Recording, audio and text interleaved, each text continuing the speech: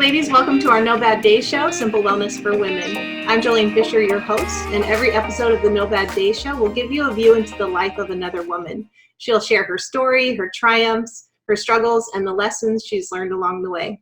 My goal as your host is to bring topics to you that are relevant and encouraging, because I want you to be the hero of your own story, and that's only possible when we really embrace who we are as humans and understand that we're flawed and that it is okay. But to take those brave steps forward and do hard things is why I do this show and why I bring women to you that are also doing hard things. So we're all living out that No Bad Days motto, but it's all about perspective.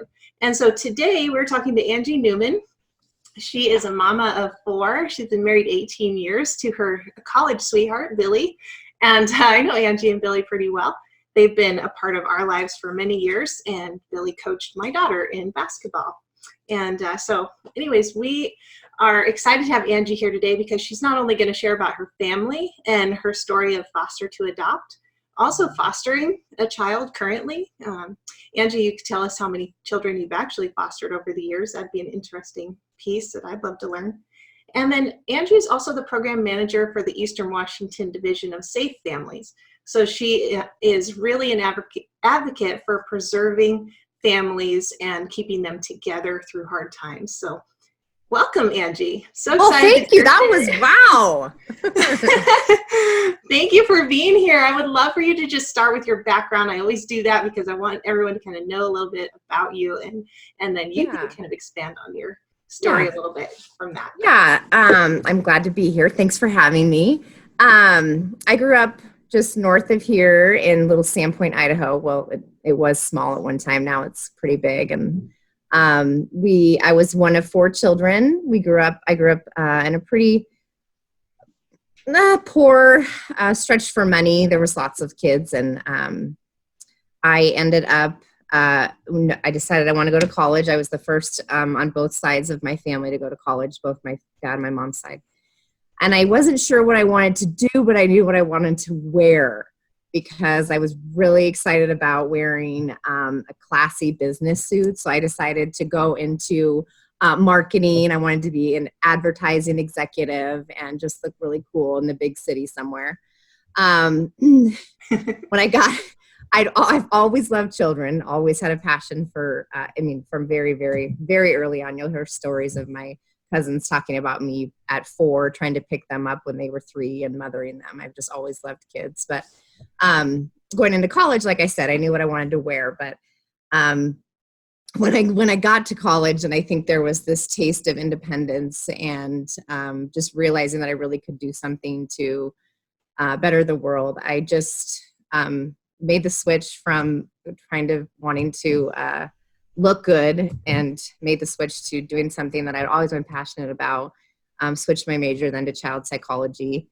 And that was the beginning. My senior year, I interned at Vanessa Behan, which for those of you who know what that is, it's a crisis nursery for children who don't know what that is. Anyway, that really sealed the deal for me, the Vanessa Behan, that experience there and just working with those children. I knew that was what I wanted to do, was work with at-risk children. So you went to college at WSU, right? No, I'm actually a Vandal. Oh, a lot of people don't know that, but Billy and I we were across the state borders. Okay. Yeah, so they're 8 miles apart, but they're, one big college town. But yeah, I'm a Vandal. I'm a Coug because I married a Coug, but I'm at heart, I'm a Vandal. I gotcha. Okay. And I'm an Eag, so go Eagles.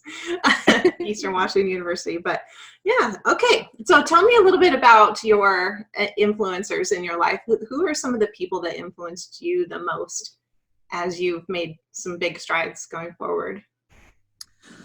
I thought about that question, and I think that it's just really one of those, at different periods of my life, there were people that were definitely more influential. Starting out, at a young age, it was my mom. And as going into high school, there was coaches and the teachers and my friendships that were definitely bigger influencers at that point in my life. And then into college, professors and classmates, just experiences that people had, meeting people from other areas and things like that were just, those people were very influential in my life. And then going into married life, obviously Billy has been my biggest influencer for the last 18 years. And then my kids, it's just really interesting to me that how much you can learn from your kids as you're trying to navigate parenting, how much they influence you and teach you about yourself. So a lot of people along the way, that's for sure. Would you do anything different now that you are where you are when you were going up through college and making the decisions you made? Is there anything that you would have told yourself to do differently? Or are you good with what decisions you've made along the way? What could you teach us about the decisions you've made?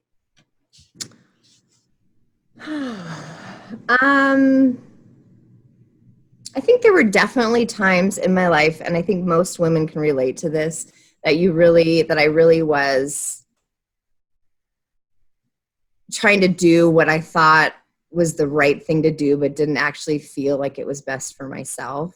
Really trying to be somebody I wasn't, whether it be, a style of clothes I was wearing or, partying or whatever. There's this, especially in college, there's this pressure to really live the college life. And I don't regret all of it, but I think that there's definitely a piece of, something that I'm trying to teach my children, especially my daughters, is the amount of peer pressure that you guys are having to deal with.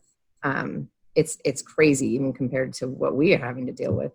And just really to stay true to who you are. I myself personally, I pushed God away for a lot of years, ignoring that voice inside of me and knowing that I was making decisions that were not in line with who I wanted to be as a Christian. And that for sure has impacted me significantly. And that's one thing that I didn't grow up in a Christian home. I actually found, God by myself. He found me, I guess, always.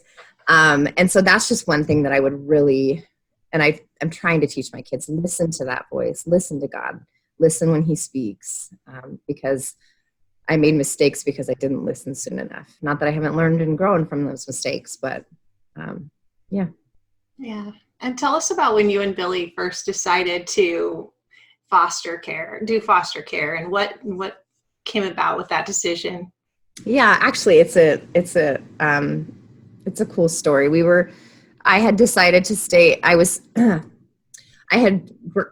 So from Vanessa Behan, interned there, and then we ended up getting married and moving away for a little while. I came back to Spokane. I started working at Vanessa Behan as well as managing the Crisis Residential Center for Teens. So I was doing both of those, loved it, and that was just once again where the fire just kept igniting in me, just to continue to do what I was doing with these broken and hurt children and families.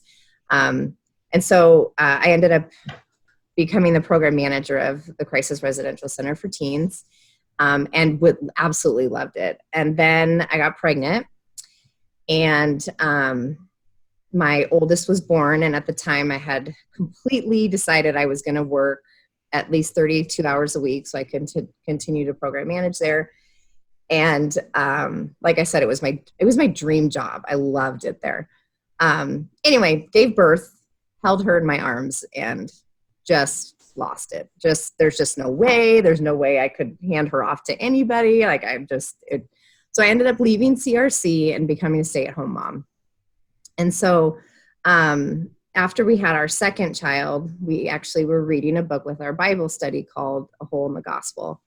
And The Hole in the Gospel is a book about, the author is Richard Stern, who's the president of World Vision.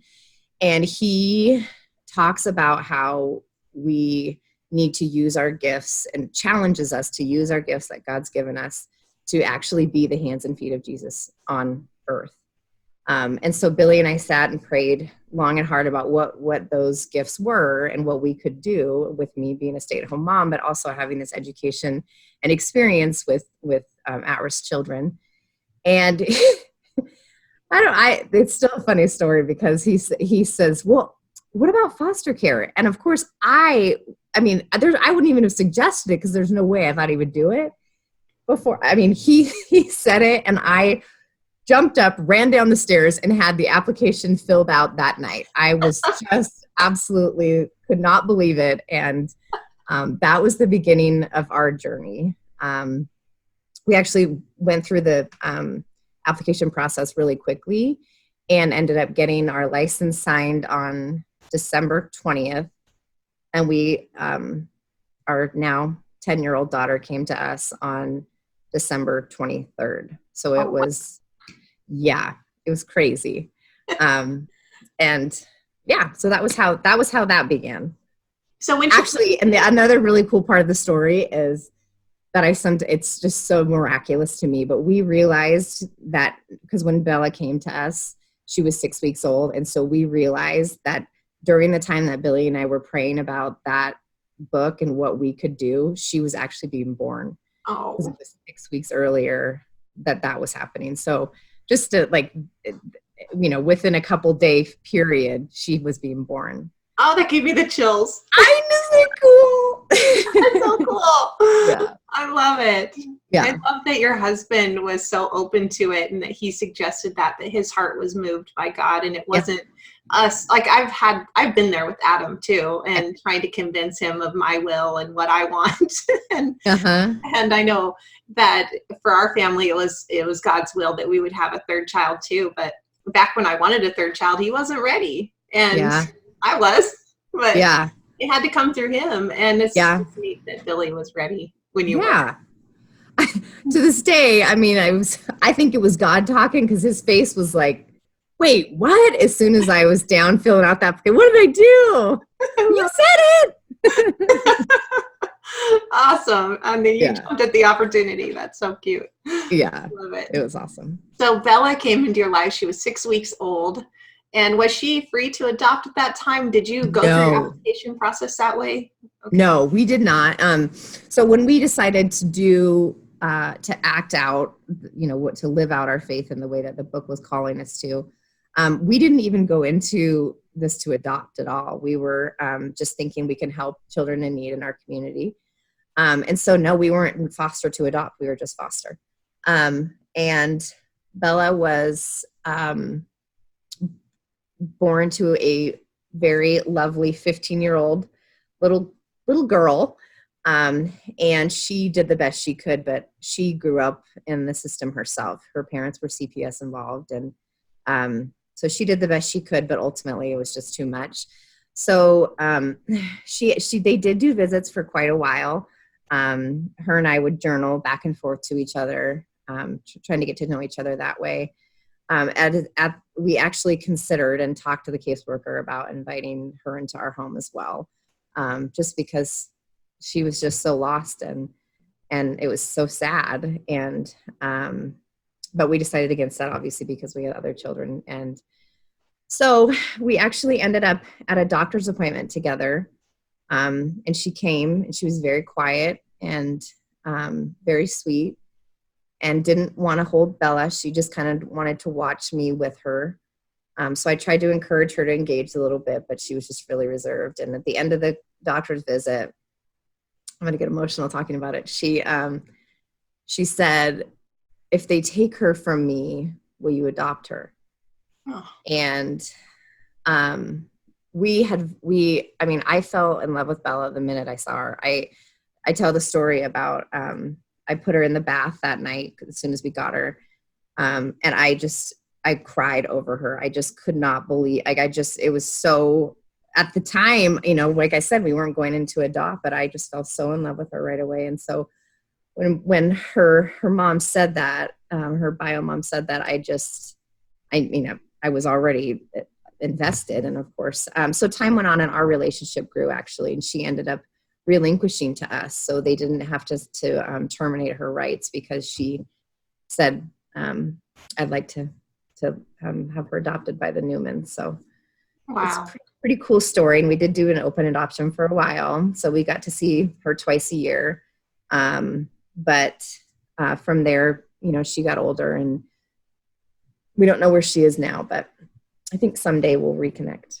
Yeah, I'm sure you will. Yeah. Oh, that's a sweet story. Yeah. And so Bella's 10. Bella's 10. Yes, she is. I saw the Facebook post about that. Getting older. All of them are. Yeah, it's Yeah. crazy. So you have two children that came along first that you had biologically, and then Bella came along third, right? Mm-hmm. And then now you have a fourth child that you adopted. Tell us this story. Will was different. So after we adopted Bella, we knew we wanted we took a break because 3 was a lot. And then after that, we decided we just wanted to get back into foster care, just doing respite and helping out other families. So we took in a handful of children during that period of time. And then we discussed and we thought, well, there was just this, we wanted this kinship with this relationship. And we knew we wanted a fourth at that. And we knew we wanted a fourth. So we decided let's go ahead and let them know that we are interested in adopting a fourth, knowing, it's, you never know in foster care, obviously, for those of you who have been there. But so they called us and they said they had a newborn baby boy who was born meth exposed, but wasn't having any with serious withdrawals, and were we interested. It's actually funny because they called and they said, we have a little African-American baby boy and we are a multiracial family. And so, of course, we were just so excited to be getting a little brown baby boy. And Jolene has seen him. He is extremely white, blue eyes, blonde hair. So we went and I actually picked him up from the hospital. And we had no contact with his bio family at all. About 6 months old, his birth mother showed up, wanted to meet me and see him. She showed up, said she was going to start doing visits. We had one visit where I was with him and her and I sat and had a conversation, and then she disappeared. So from there, he went up for adoption pretty quickly, and that was that. Interestingly, there's been now 3 other little boys born in Spokane from her. So he has a handful of little brothers, all who are adopted by friends of ours or people within our church. So that's really cool. What? Oh my gosh, what a cool story. I love it. And is he aware that they're his half brothers, or he just really has started asking questions. We've been really honest about it with our kids about, being biologically, born from other parents. And he has just really started to ask a lot of questions lately. And so he does know about his 4-year-old brother who is adopted by a good friend of good family friends of ours. So the other 2, he kind of knows, but we haven't really pushed it at this point just because it's a lot to take in. But yes, he will know. He does. I mean, we're not hiding that at all. We're just, it's a really cool thing that they actually get to grow up knowing each other.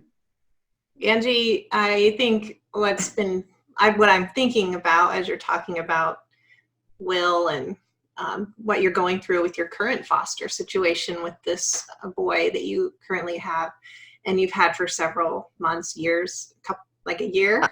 A year and a half. A year and a half. Well, he went home, but yes. Mm-hmm.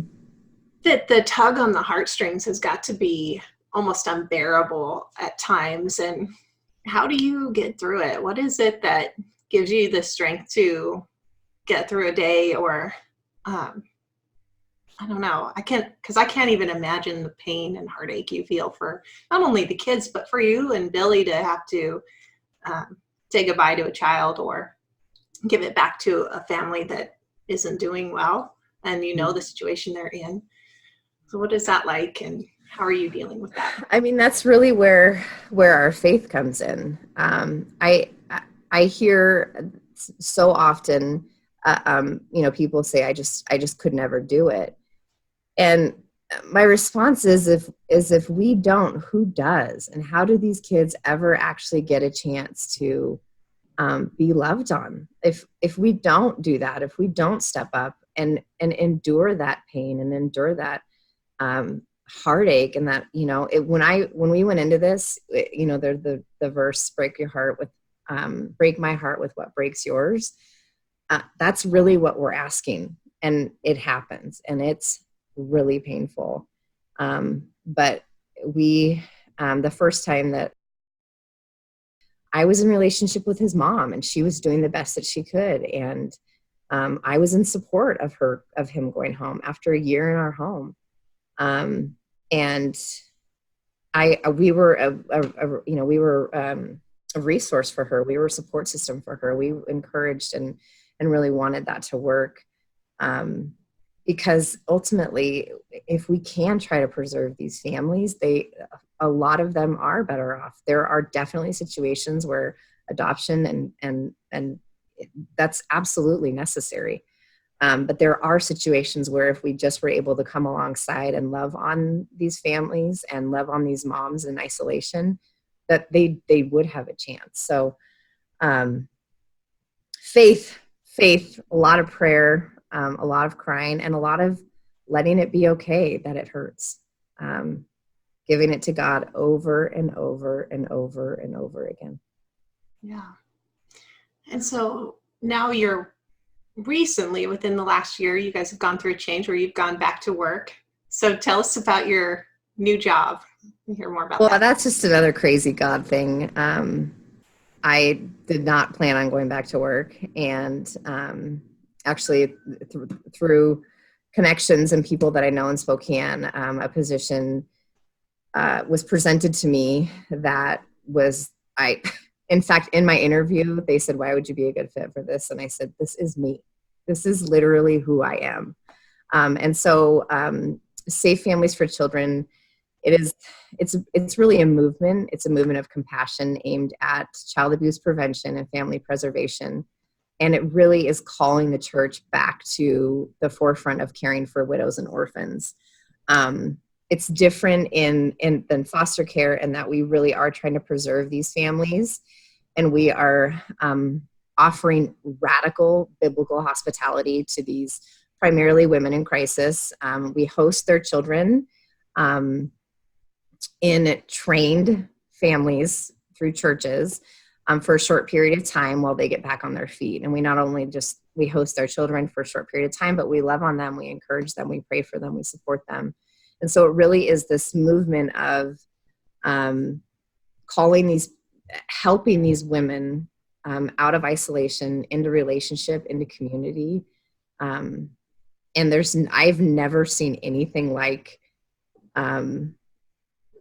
the ability to live out your faith, like walk out your faith, as I've seen in this ministry. I kind of feel like I just jumped right into that. Did I answer? Was that clear? Okay. No, I was writing a lot of notes. Okay.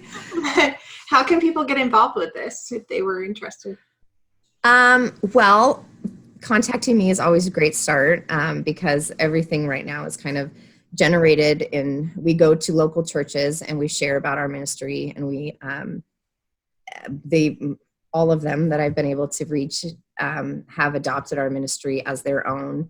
And then they, within their churches, train their people to be host families, family coaches, and family friends, they really take care of our host families, making sure they have everything that they need.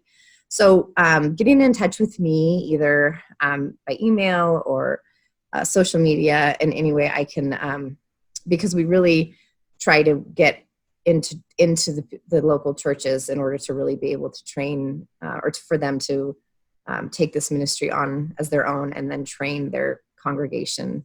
We train their congregation about safe families and how to be the hands and feet of Jesus. Awesome. It sounds like it's a nationwide thing. Is that the case? It is. Okay. Yeah. Yep. Nationwide. Started in 2003 in Chicago by Dave Anderson. He was working in a foster care agency, and there was a woman on his doorstep coming into work who had a 10-month-old baby boy. And she said, I know I need to go to rehab, but I do not want to lose my parental rights. I just need some help. I just need somebody to say that they'll take care of my baby while I get clean. And it was through her story and his heart and his family's heart and then into his church that they took in this baby boy so she could go to rehab, and then reached out into their church and said, hey, we need support as we've done this. And that was how Safe Families for Children was born in Chicago. Okay. Wow. It's now huge all over the country and in the UK and Canada. In Spokane, we are still very, very small. And so that is one of the reasons I was hired, was to really help it grow here in Spokane. Okay. So is it a nonprofit 501c3? It is. Okay. Perfect. So how else can other people get involved if they wanted to help? All of we're a very small staff. It's just me and an intake coordinator, and we actually just took on an intern from Eastern. Awesome. And so really just contacting me about ways to volunteer or get your church involved or get your family involved. That's really going to be where to go. And on a nationwide level, if somebody wanted to, let's say somebody's listening to this podcast and they live in New York, how would they contact you? Oh, no. So you can go online and you can go Safe Families for Children, and that will bring up the national website. Okay. Locally, we are implemented by Olive Crest, which we don't actually have an Olive Crest here in Spokane anymore, but we are still the only Olive Crest program here in Spokane. What does that mean? What's Olive Crest? So Olive Crest is a child welfare agency. They also have foster adopt agencies. They're faith-based as well. So they are just really our parent company. Every Safe Families has somebody that implements their chapter of Safe Families. Gotcha. So Olive Crest is ours, and also overseas in Seattle, Bellevue, Las Vegas, and Southern California. Okay. San Diego. Okay. And now some of the families that are currently getting involved, what are some of the placements that have already happened that you've witnessed here in Spokane?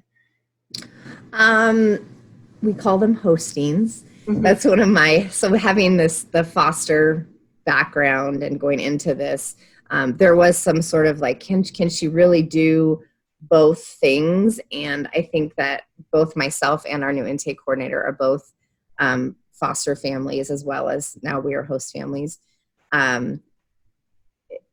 We see the need for it. And so it just makes it so easy for us to be able to say that. Anyway, when I first started this, I would say placements and stuff. And now I've had to shift my mind with these. But so recently, right now, we have a 6-month-old baby girl being hosted by a host family while her mom goes to a 90-day treatment.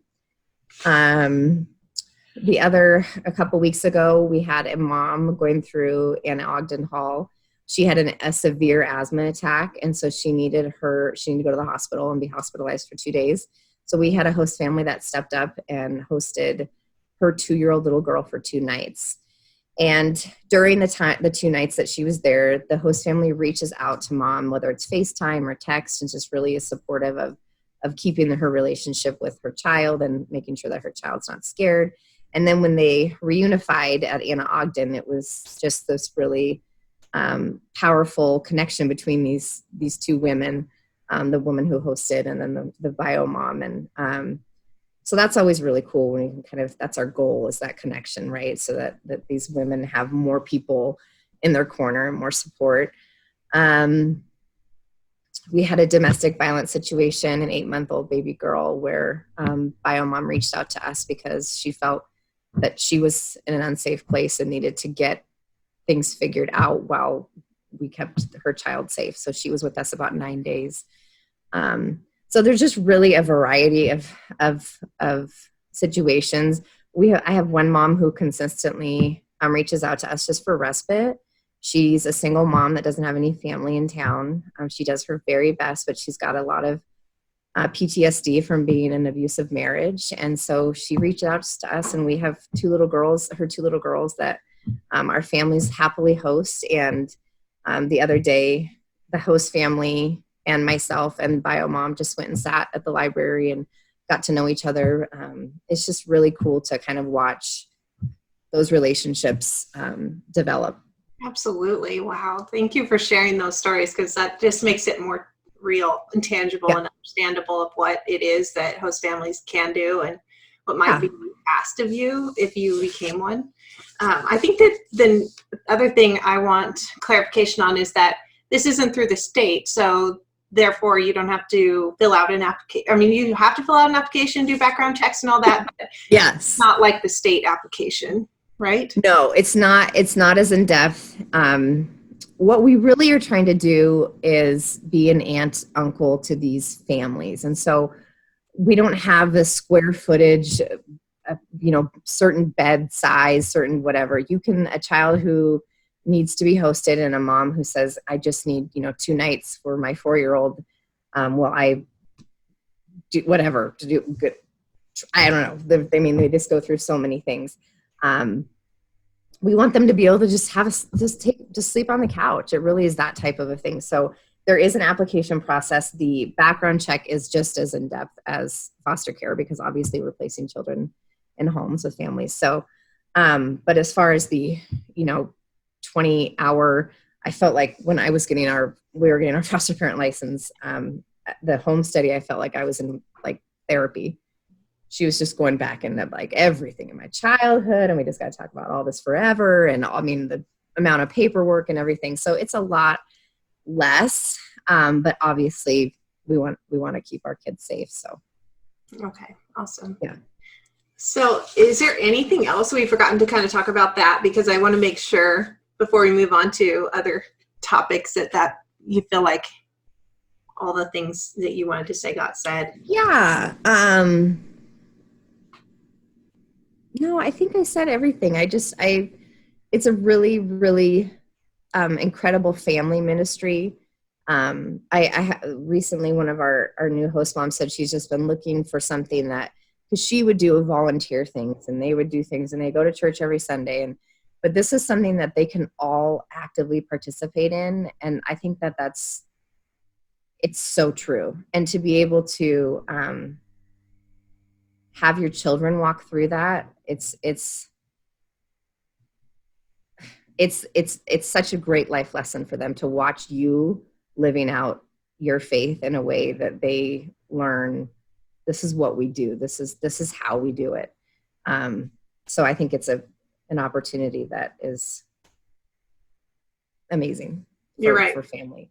That is huge. Thank you for saying that. I appreciate that. I think it's so true that kids need to get outside of that selfish box that they're in, and at the ages between like 10 and 18. Yeah. And really see that there is life beyond them, and that we do have so much more capacity to love. And it's amazing when you extend your heart to another human that really is in need, and you'll surprise yourself. Just say that. Because that's what we're made to do. Yeah. We're made to do that. So when we actually are living the way that we're called to live, it does incredible things for everybody. And God provides everything you need in the moment, and you don't have to know everything ahead of time, or you just have to trust that it'll be there when you need it. Absolutely. Right? Yes.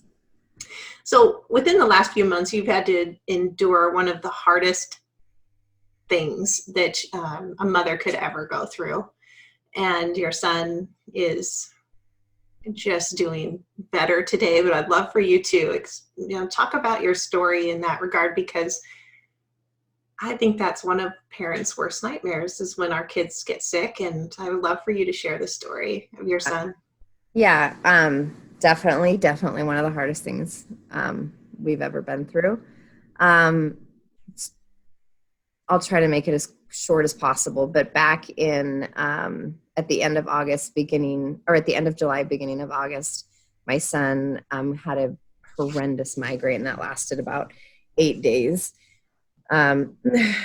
We were just about to take him in, and it went away, or now we know it actually never went away, and he did tell us that. But He's also an extremely sensitive child. And so I'll never forgive myself now. But at the time, I just thought he was just being sensitive. And so it lingered on for a couple months.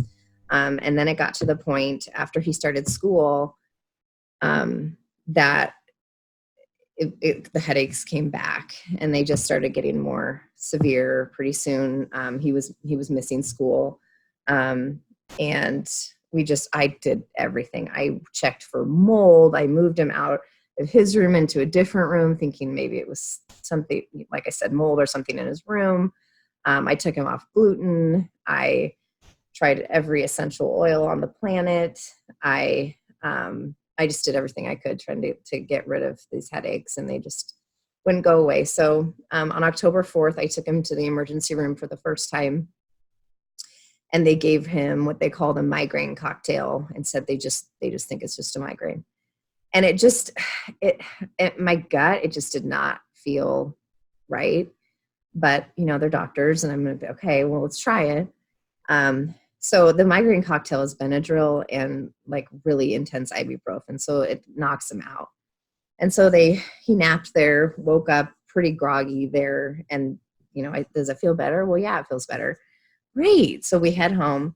And that night at 4:30 in the morning, he woke up just sobbing because the pain was back so bad again. And he was so devastated. We all were just devastated because we just thought we can't shake this. What's going on? So on Sunday morning, I actually launched Safe Families at a church. And I just said, I was on my way home praying. And I just was like, if he's not showing any signs of this going away, I'm going to take him back in. So sure enough, I get back home, and he's not any better. So we just packed our stuff and went back, where they tried again a migraine cocktail. Just apparently they have to keep trying it. And it just didn't work. So we were there for hours and hours, and they finally said, well, I think we need to get some imaging. Really? And so finally we had to wait hours and hours and hours to get the MRI. And when we got the MRI, they said it was going to be a really fast one, and they ended up coming in and injecting him, which kind of worried me, but not that much, with just some dye. And so then we're sitting outside the MRI room. Isaiah and I were kind of laughing, and the lady comes out and says, the radiologist or whatever comes out and says, hey, do you just want to keep your gown on? Of course, he's a 12-year-old boy. He's like, no, I don't want to keep my gown on. I'm going home. Like, can you just, oh, okay. Well, do you want to keep it? And we're just thinking, what?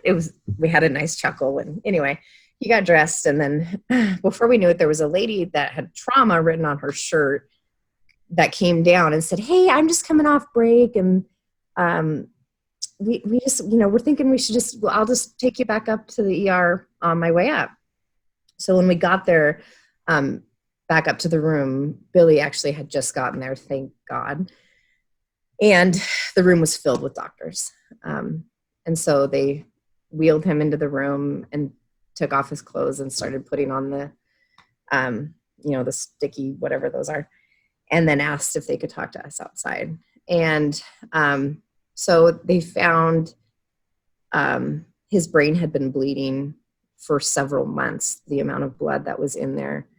And so we don't know what, we look back, there's, heading practice. He fell and hit his head at church camp. We just have no idea. And they aren't sure, because they just think that it would have had to have been something so traumatic, like that he had a severe concussion, in order to make that brain bleed happen. What actually was he had an arachnoid cyst, which are pretty common in the brain, and apparently 2% of them ever bleed, and ours, we got lucky. Wow. Anyway, so they whisked him away into surgery, and 3 plus hours later, he was out. Right away, we got to see him right away, and he was speaking, which was, it was just clear as day. And I just thought, oh, this is great. We're going to be home in like 2 days. And that was not the case. 2 days after surgery, his speech rapidly declined. And then after that, he lost the ability to move his right hand. His right leg was weak, and he would drag it when he would try to walk. So everything that we thought, that it would just was a successful, like everything's going to be easy surgery. It wasn't. And we were in the hospital. We were in Sacred Heart for 10 days, and we were at St. Luke's for another week and a half. So it was three weeks of hospitalization, and then continued outpatient therapies for a couple months, month and a half, I guess. But today he has graduated physical therapy as well as occupational therapy. He has full function of his right hand and right leg. His speech is just doing so much better, but there's definitely some impairments there that we are working to. Actually, we're going to start at the University Speech Clinic down there in a couple weeks. So yesterday he went back to school for 5th and 6th periods, just 2 periods a day, and I lost it in front of the office staff. It was pretty embarrassing. But God is good, and it has been an incredible, incredible, scary journey. But we're on the other side and still stand and talk about it. What have you learned through that process? What are some of the lessons that came out of that for you going forward, if this happens again, or just maybe? It's. I think that it's still very, very raw. In fact, we've talked about the fact that I feel like it's going to be some random day where I just completely lose it for 36 hours, just crying, because you can't do that when you're going through it. You have to be strong, and you just go and you do, and you got to be strong for all the other kids and everybody else. And so I just feel like there's still this piece of me that hasn't really felt it all the way yet. Lessons I've learned, for sure, that God just continues to show up. I can't tell you the amount of people that were like I'm so-and-so's sister, or I'm so-and-so's brother, or our nurses, doctors, like the people that the child life specialists. We had connections to everybody there, and it was like Isaiah meant something to all of them, and they didn't even know him. Who your friends are, really your true friends, that was really, going through something like that, people just don't know what to do, but you just, like, the people who really just pushed through to make sure that they were there for you. We have the most incredible community. When you talk about a village, we were so blown away by the love and kindness that people showed. I'm never moving. That's all I know. Never, we are so blessed, and I just can't imagine going through it and not having that support system. And one of the things that, while I was going through this, we were going through this, and I was thinking one day, I was trying to work from the hospital room, and I just remember thinking, oh my gosh, these women, these people that the Safe Families ministry is trying to help. Think about this situation if you didn't have anybody. Think about going through brain surgery with your child, and you had 3 more at home, 4 more at home, and you had nobody. You had no support. You had no, I couldn't even fathom getting through this without the love and support of the people around me. I can't even imagine. And so it just was just another thing, like, that God used, another way that God used this to just really encourage us to just really live out our faith. Yep.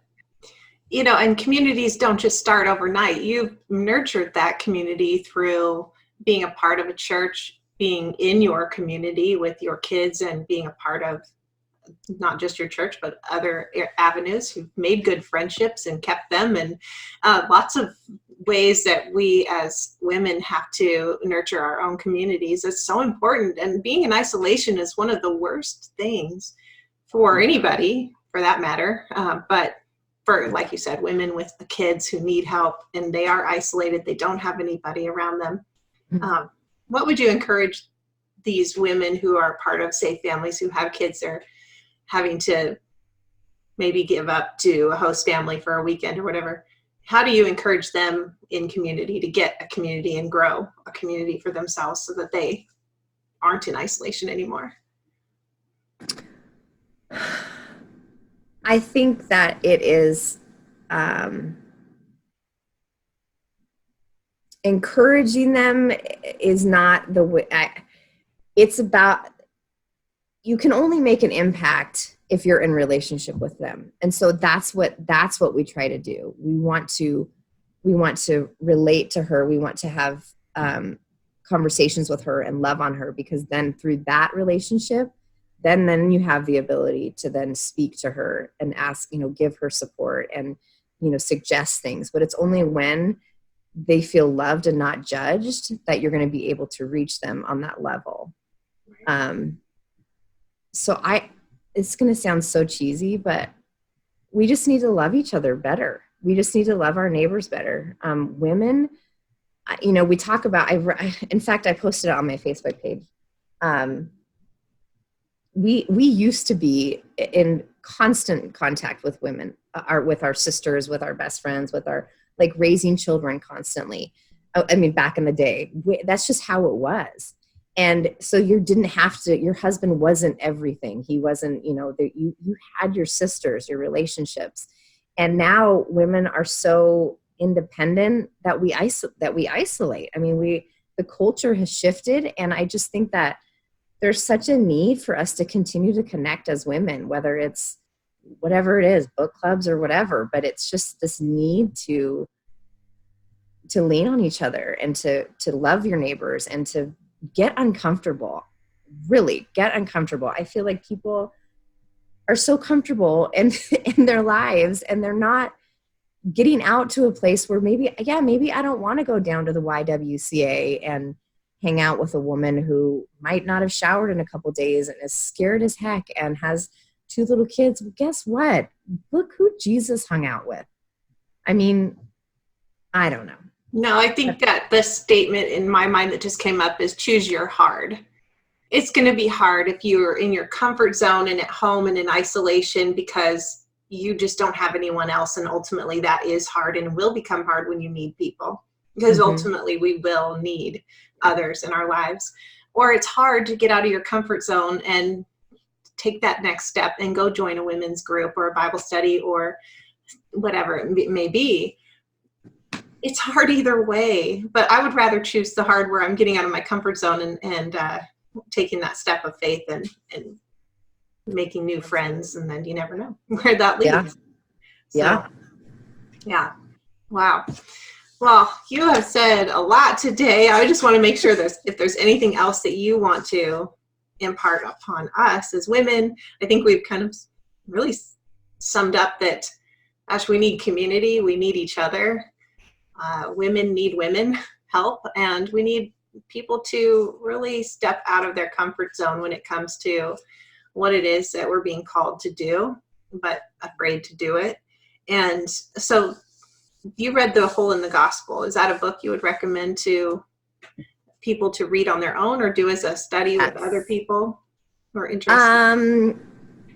The study, it is a good study. I mean, that's how, like I said, that's how we read it. But it's one of those books you could read on your own, but maybe you should get into a community that might be better and read it together. It's funny. I've had that book for years and never read it. Sorry, I hate to admit it. I know. Oh my gosh. There you go. I know. Okay. That's awesome. Time to break it open. Well, thank you, Angie, for being one of those women that step out in your faith and to really do what you're doing with your family and how you love them deeply. And I just pray that you yourself get some time to really unwind from all of this that's happened and do it in a way that is good self-care for you.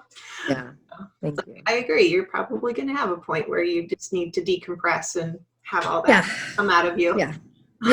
I don't know how it's just, it takes one incredible woman to do what you do. Having a foster baby, 4 kids, going through what Isaiah went through. It's a lot. And so kudos to you for doing all this that you have. So for the women out there that are watching or that have watched or will watch in the future, please comment, say hi to Angie, ask questions if you have any. I'm going to post more details with the YouTube video and the podcast that'll come out later about safe families and how you can get involved. And Angie, if you have anything to add, please email me. So I thank you again for being on the show today, and you have an awesome day. Bye. Bye.